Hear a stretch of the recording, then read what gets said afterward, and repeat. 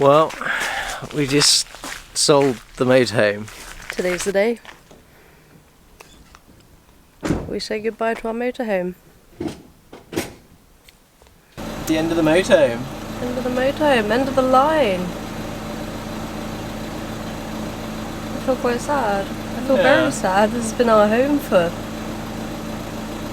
a year and a half. We've had it for longer than that, but you know, there's so many happy memories in it. Yeah, this motorhome changed our life. Watching that drive away with somebody else driving it and knowing that's it, it's gone, never going to see it again, was... Felt quite lost. Yeah. I was like, my home's just driven off. It's enabled us to do so many things and go to so many different places, and we made a lot of memories in that motorhome. Yeah, I mean we've always had itchy feet and gone away and done lots of stuff and done lots of climbing and things, but I've had lots of other vans, but the motorhome was like comfort. Yeah. Motorhome is what allowed us to go full time, really. All the other vans we had were too small, really, to kind of to live in full time.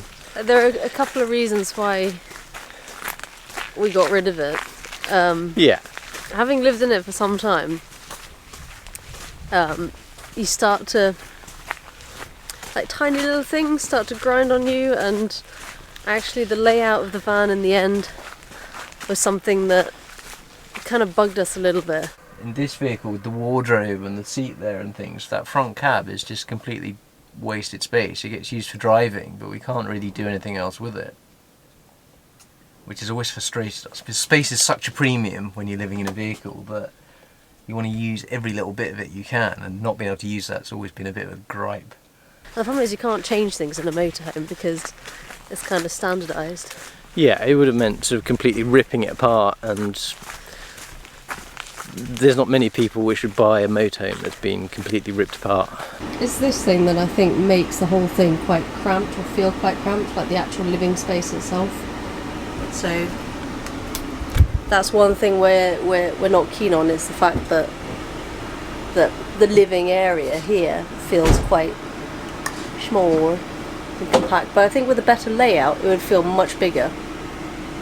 And then there's just like not economical use of space. So this thing here, this massive thing here, is a shower, and we rarely shower. So this whole tower doesn't get used maybe a handful of times in a year, and all that dead space in there. This massive wardrobe here, again, it does have stuff in it, but it's like not very well organised. Not because we're crap at organising stuff, but it's just like, it's very hard to hang up everything and then have like a hole underneath your hanged objects. Hunged objects? I mean, the reason we bought a motorhome to start with is because I didn't have the time to convert a big van myself. I needed something that was ready to go. It was frustrating not having that ability to be able to change the bits that we didn't like. And you know, there were a lot of good things about the motorhome. Yeah, and there was a bed. Yeah. Another double bed above the cab as well. Yeah, it had a good amount of space, but there were definitely some downsides to it. I mean, it was not a subtle vehicle. Every time we pulled into a car park or pulled up to a crag or something, every single person was staring at us. Yeah. I mean, having had other vans in the past, nobody's batted an eyelid at us, ever, you know, in those ones.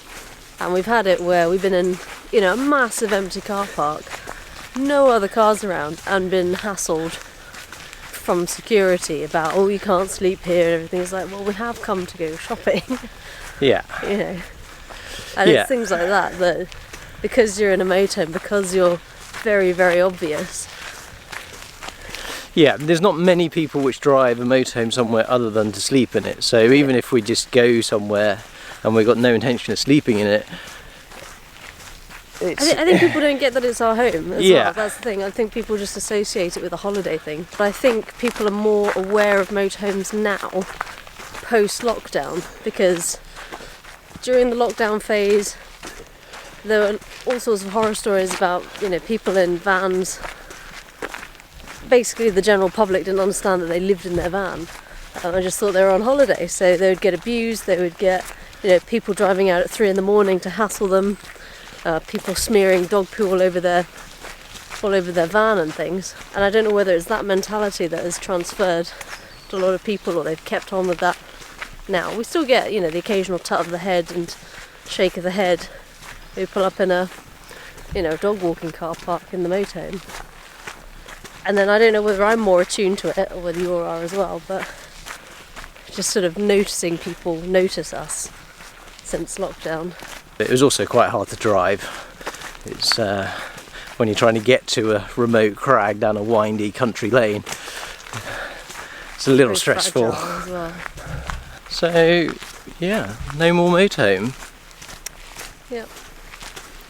But that does lead us into the next chapter. So we have plans. We have plans. We didn't just get rid of it on a whim. We have a plan. We have a plan, and we're quite excited about the plan. Yeah, it's a little bit daunting, but we're pretty excited. And the next phase, Just give it a bash. the next phase, the next chapter begins In a couple of days. in a couple of days. Yeah, not long.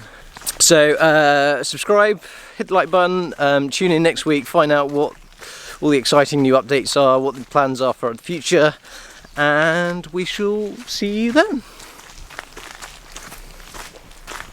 Hi. Bye. Bye.